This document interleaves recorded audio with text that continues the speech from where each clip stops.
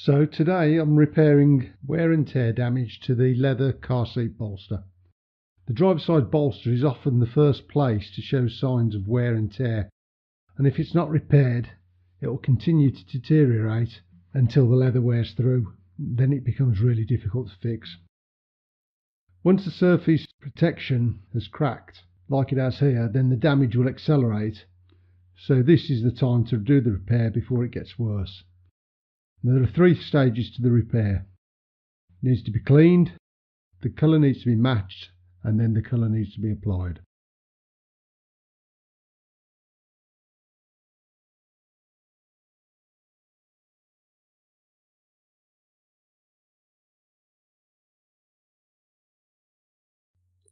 The first thing to do is to clean the leather around the repair. You may want to take the opportunity to clean all the seats, but you really need to clean the panel that the repair is going to be taking place on. To do this, use a soft brush and a very mild detergent, or a stronger detergent but very dilute. Scrub the panel gently and then dab dry with a paper towel. Carry on until all the grease, silicone and wax has been removed, and of course the dirt, so you can actually see the colour that you want to match. Once that's been done, then you can start mixing the colour.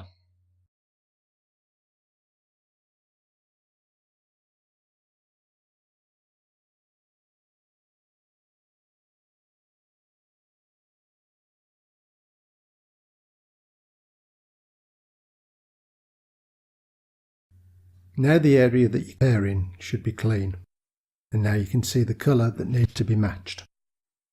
In order to get a good match, get as much natural light as you can into the car. Open the windows and the roof and the doors as well. Park away from strong colours that can reflect into the car, such as a painted wall or a garage door. Also avoid direct sunlight, as strong shadows will distort your view of the colour. In this case the leather is a light grey. Always start with your lightest colour and add the darker colour to it. So starting with white, I mix a couple of drops of mid-grey. I use grey as black can change the colour too fast. 1 drop can take you from too light to too dark, and you have to add a great deal of the lighter colour in order to change the tone back. Try the colour on the leather in a hidden area to see how close you are. You can wipe it off with a damp cloth before it dries.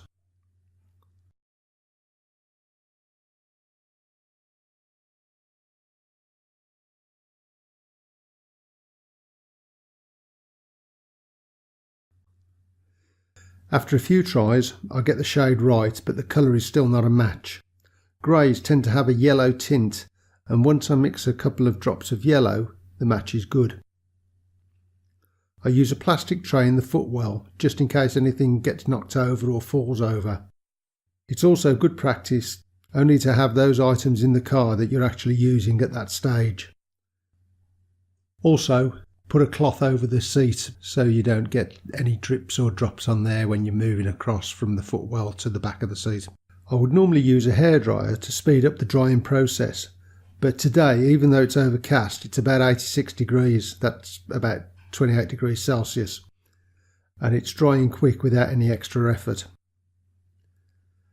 Another point to note is that the colour gets slightly darker as it dries.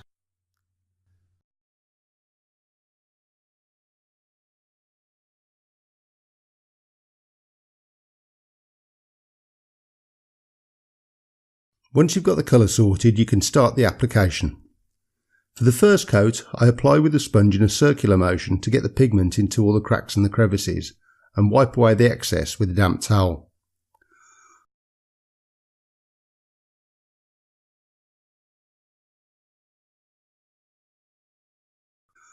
All the following coats are applied with a sponge in a dabbing motion to replicate the finish that you get from a spray gun or an airbrush. You can use an airbrush if you have one, but it's not required. A sponge is perfectly acceptable to use. Keep the sponge relatively dry to avoid bubbles forming when you apply, and don't go over areas that are still wet, as you'll pull off the pigment that's already there. Use a hairdryer between coats to make sure it's fully dry before applying the next coat.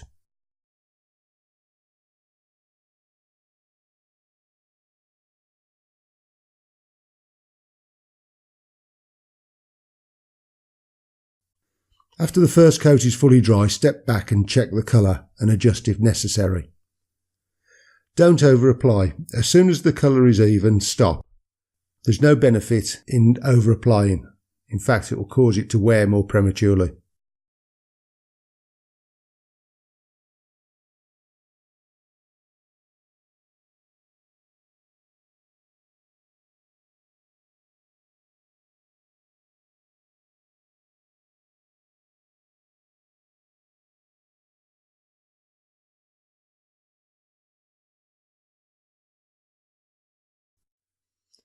When the pigment is dry, it has a matte finish.